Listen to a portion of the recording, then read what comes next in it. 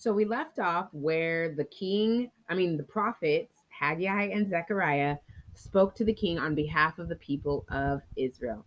Now, they told the king, please do your research so that you can see that we were given the okay to continue building our temple. So let's continue listening. Chapter 6. So King Darius ordered a search through the records in the archives in Babylon. Eventually, a scroll was turned up in the fortress of Ecbatana, over in the province of Media, with this writing on it. Memorandum. In his first year as king, Cyrus issued an official decree regarding the temple of God in Jerusalem, as follows. The temple where sacrifices are offered is to be rebuilt on new foundations. It is to be 90 feet high and 90 feet wide, with 3 courses of large stones topped with 1 course of timber. The cost is to be paid from the royal bank.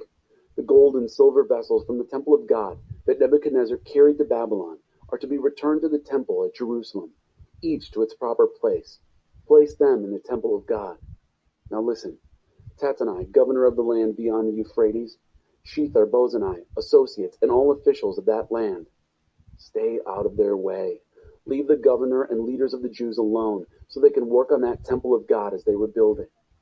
I hereby give official orders on how you are to help the leaders of the Jews in the rebuilding of that temple of God. 1. All construction costs are to be paid to these men from the royal bank out of the taxes coming in from the land beyond the Euphrates, and pay them on time, without delays. 2. Whatever is required for their worship, young bulls, rams, and lambs for whole burnt offerings to the God of heaven, and whatever wheat, salt, wine, and anointing oil the priests of Jerusalem request, is to be given to them daily without delay, so that they may make sacrifices to the God of heaven and pray for the life of the king and his sons.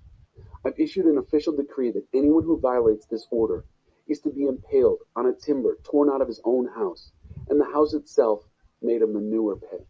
And may the God who put his name on that place wipe out any king or people who dares to defy this decree and destroy the temple of God at Jerusalem. I, Darius, have issued an official decree. Carry it out precisely and promptly.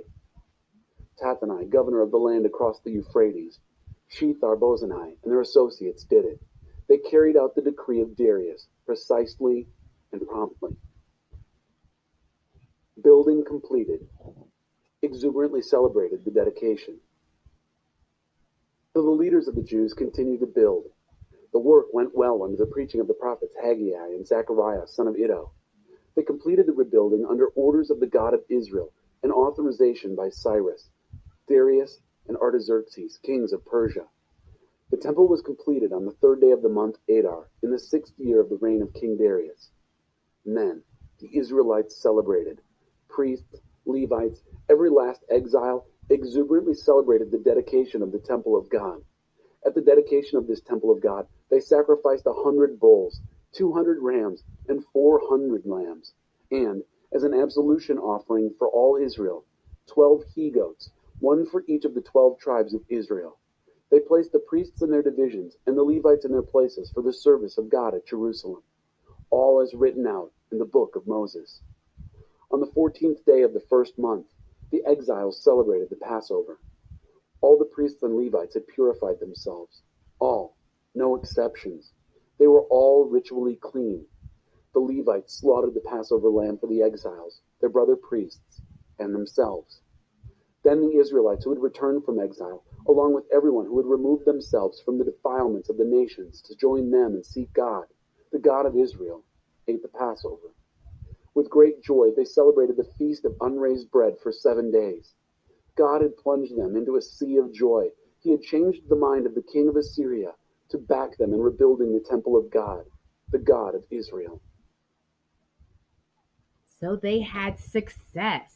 So much success that they finished the temple and then they celebrated for 7 days the finishing of God's temple. Now, I want you to look on Google Classroom and I want you to answer some questions to check your understanding of what you've heard. Happy studying.